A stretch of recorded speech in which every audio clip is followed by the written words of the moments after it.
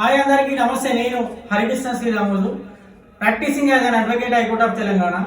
So ఈ రోజుల్లో ముఖ్యంగా మనం ఇది ఒక అవగాహన వీడియో మాత్రమే.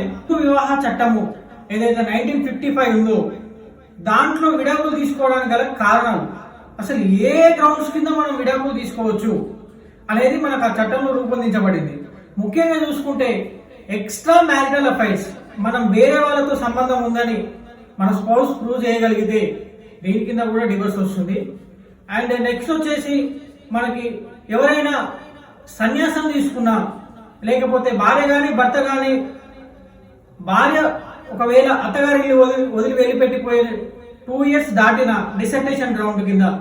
అండ్ ముఖ్యంగా ఏదైతే మనము వెనరియల్ డిసీజెస్ అంటాం, అంటే లైంగిక సంబంధ వ్యాధులు, ఇలాంటి వాటిలో కూడా మన కోర్టు నుంచి మనము డివోర్స్ అప్లై చేయడానికి ఉంటుంది.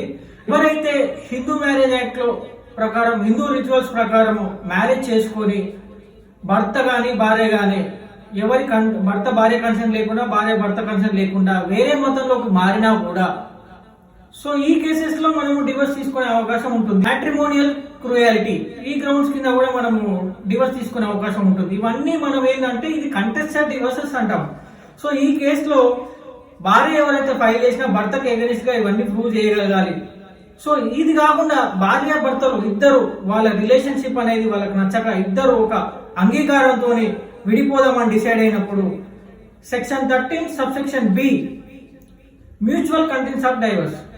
సో ఈ మ్యూచువల్ కన్సెంట్ ఆఫ్ డైవర్స్ లో ఇద్దరు భార్య భర్త మెమోరాండమ్ ఆఫ్ అండర్స్టాండింగ్ లో వీళ్ళకు ఏదైతే ఫేవరబుల్ పాయింట్స్ ఉంటాయో అవి రాసుకొని కోర్టు ముందు సబ్మిట్ చేసి 6 నెలల నుంచి సంవత్సరం లోపల ఎప్పుడైనా డివోర్స్ గ్రాంట్ చేసే అవకాశం ఉంటుంది. దీన్ని ఫైల్ చేసుకోవాలి అంటే ఫ్యామిలీ కోర్టులో ఫైల్ చేసుకునే మనకు అవకాశం ఉంటుంది. Okay, thank you.